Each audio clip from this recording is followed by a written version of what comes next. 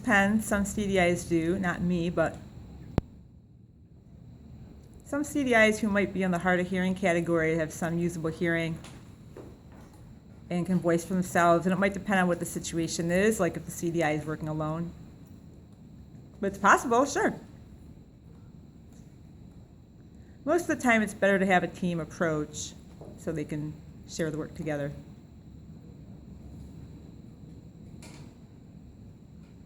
The CDIs can work alone sometimes? Well, I mean, I can't answer that question. I don't have any experience with that myself.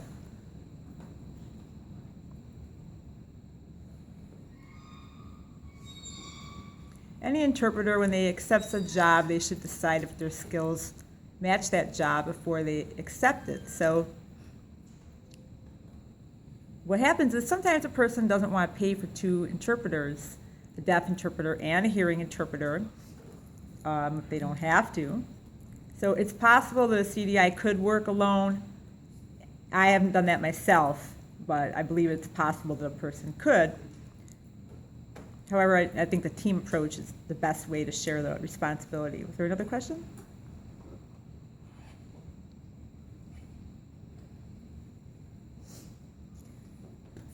It's not my most favorite aspect of the job. I do tactile interpreting, however, at a museum, ironically at an art museum.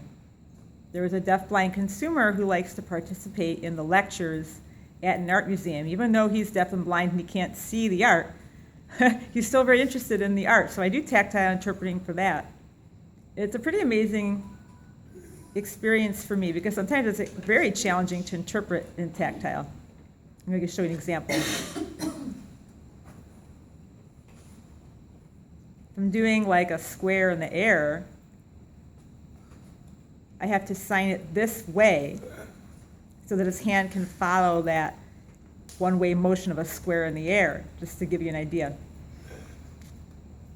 Not only that, I have to do more than just interpreting the verbal information. I have to add additional visual information, like what people are in the room, names of people if I know them.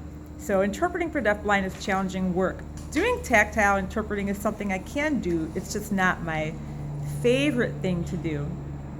And that tactile interpreting, there's a certain technical approach people can learn. It's called haptics.